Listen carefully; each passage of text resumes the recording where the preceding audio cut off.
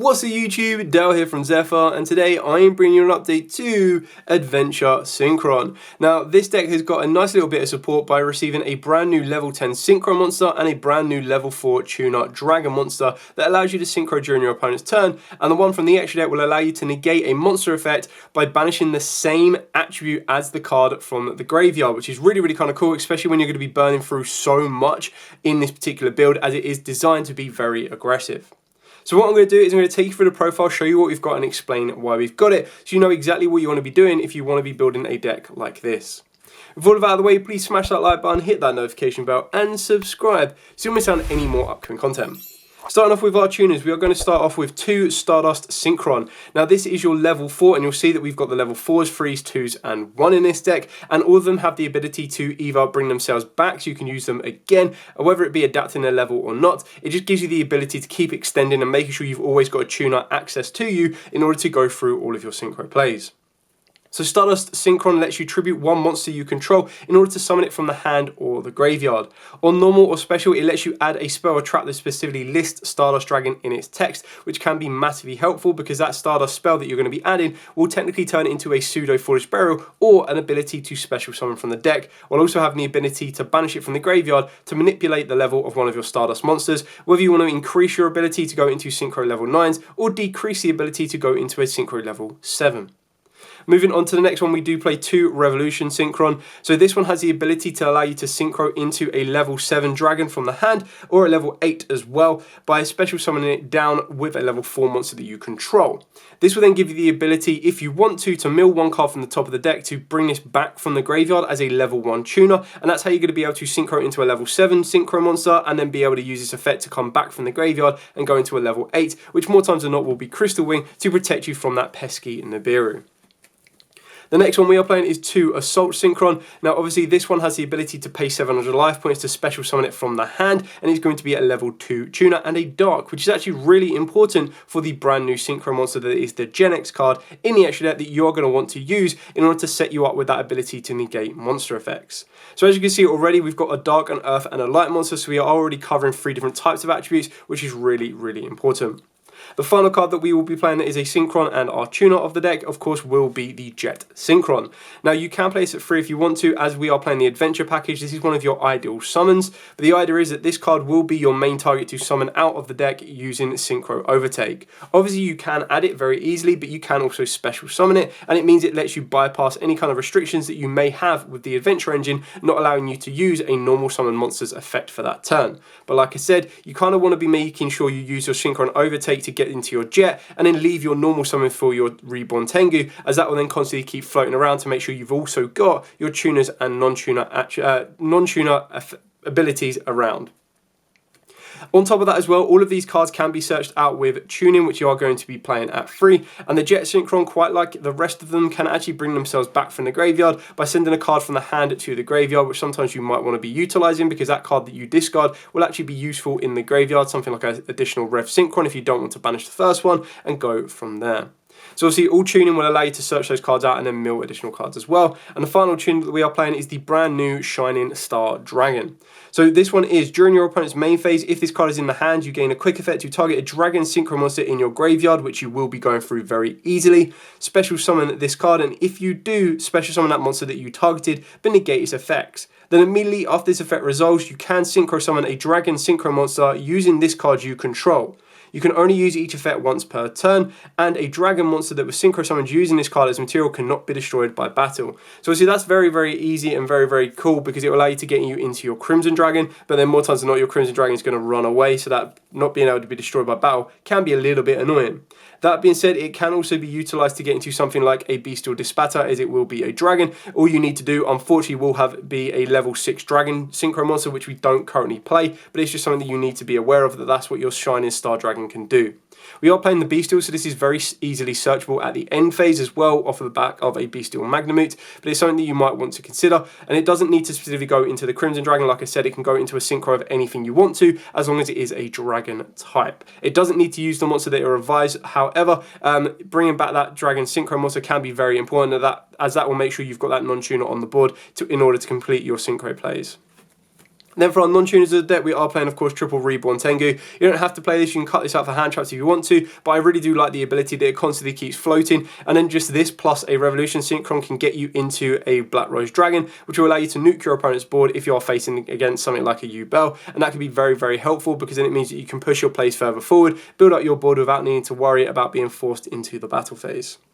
Our other non-tuners that we do play is the one Stardust Trail, which comes off the back of Stardust Illumination, which I'll quickly show you now, because this is the spell card that you'll be searching off of your Stardust Synchron, and this will allow you to either special summon Stardust Trail if you control a Stardust Dragon, or a Synchro monster that specifically lists it. Otherwise, it will allow you to send it from deck to the graveyard, and like I said, you can banish it from the graveyard to manipulate a Stardust monster's level up by 1 or down by 1.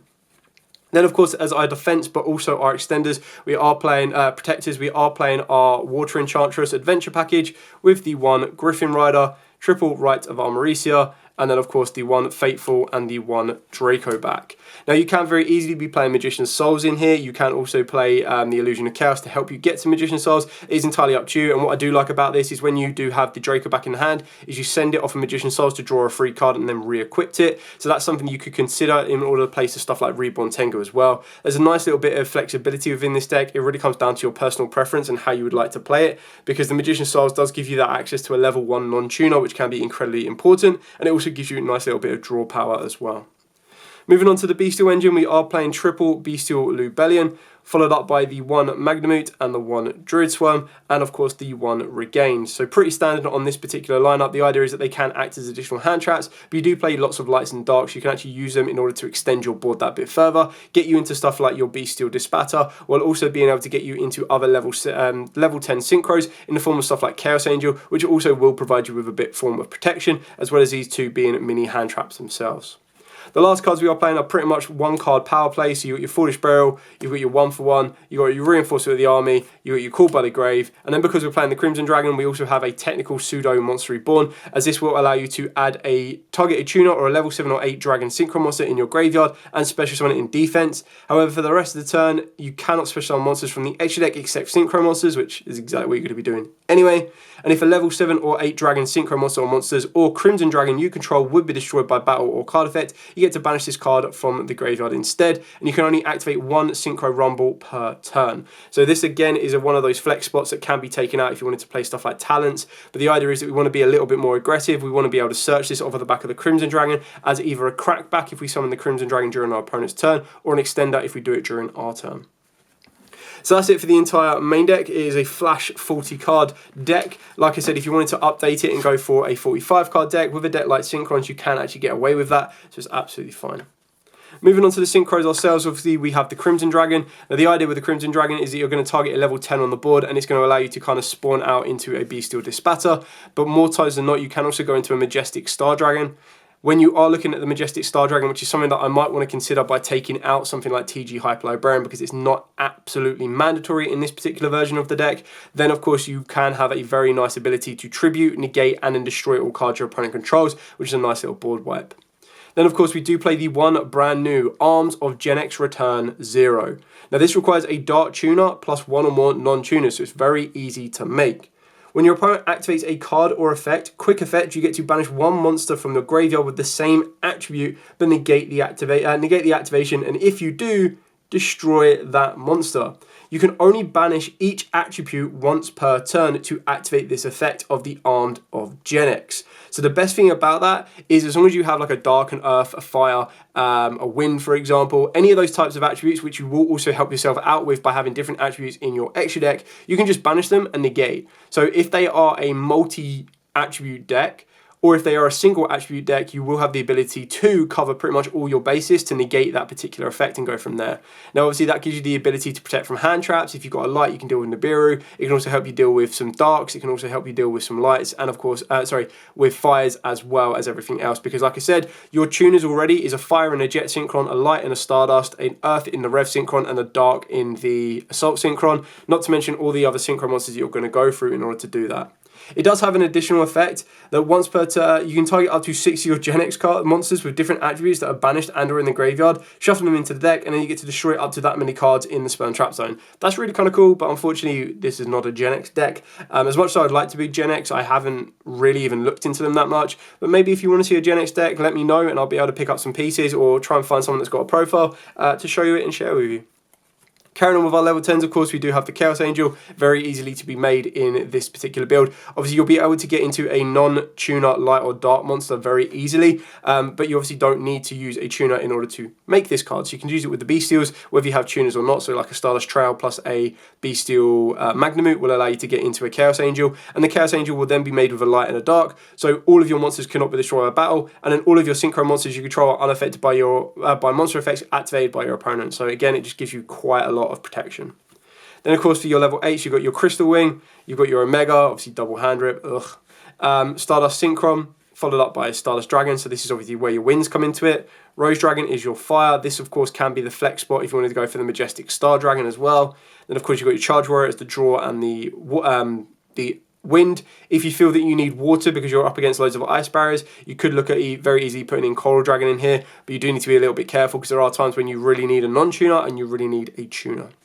And then of course you've got your Jet Warrior. This will very rarely, if ever, leave the extra deck. It's just literally here because it lists Jet Warrior.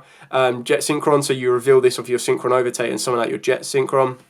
Axial Synchron, very easy to manipulate levels, Foolish Burial and everything else that you might need. And then of course you've got your Junk Speeder, special out all of your revs basically, or all of your Junk Synchron monsters. So you'd get out your Stardust, you'd get out your Rev, you'd get out your Assault, and you'd also be able to get out your Jet, as it makes you summon as many as possible. But the idea is that you kind of want to set up a negate before that, or you want to make sure you chain block this, so your opponent can't simply just go Ash and you go, okay, game. Then, of course, for the final two, we do have the one Herald of the Arclight and, of course, the one TG Librarian. Like I said, the TG Librarian is flexible depending if you want to go for lower level Synchro monsters, but I feel that lower level Synchro monsters fit the junk version of the deck more so than the adventure version, because obviously you're going to be producing level 4 straight off the bat, as well as level 3s and possibly level 7s, depending on what part of the adventure package you want to be putting on the board. Obviously, in the past, one big thing that we did lose is we did lose the Baron de Fleur, because in the past what we were able to do is we were able to synchro into a Baron before our 5th summon, and then we basically traded our adventure package negation or protection into another form of negation and kind of upped it a little bit, and then it meant that stuff like your Griffin Rider, your token, or anything else was just free synchro non-tuner fodder. Unfortunately, that is not the case now. You kind of need to take up 2 spots to protect until you're able to get into the next step, which is a synchro monster that can then protect you from the Nibiru. So that's something to keep in mind and to be looking out for.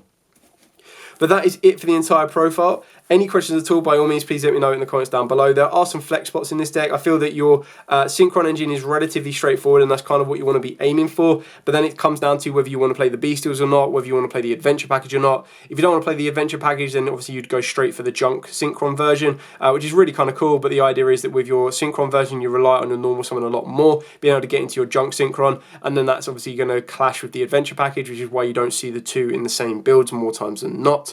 And then, of course, like I said, with the Bestials, you can swap them out for just generic hand traps or board breakers if you wanted to, rather than playing this direct engine or this direct version. And again, that's probably where the Junk version becomes a little bit more flexible, because with the Junk version, you would take out the Adventure Package, which is something like 9 cards, and then that's where, of course, you'd be able to put in your Doppel Warriors, your Junk Converters, and your Junk Synchron. And then you take out the Bestials, which is currently a 6-card engine, and they can then become board breakers in the form of talents, droplets if you want to, or of course you can just go for your hand traps with just imperms and ashes. But the idea is I don't really want to be seeing all of those in my hand at once. I obviously want to see all of my starters, I want to see my combo pieces, I want to be able to just go all aggressive, put everything I can on the board, and then go from there. If you lose game 1 because you haven't been able to break or play through their particular board, then of course you can kind of scoop it up a little bit early so they don't know what you're playing, and then you'll be able to make some changes in order to kind of achieve that. Ideally go first, that's when you're going to be able to go first, go full combo, build your board completely, and then when you go into game 3, that's when you're going to put in all your board breakers and start going, all right, okay, cool, I'll let you build your strongest board, but I'm just going to go break, break, break with that additional card, and then I'm going to be able to set up my combo and ideally either push for an OTK or push with enough damage that leaves you in a position that you can't regain the advantage as well. So thank you so much for watching. Like I said, any questions, comments down below, more than happy to answer them. For now, as absolutely always, stay safe, and of course, happy dueling.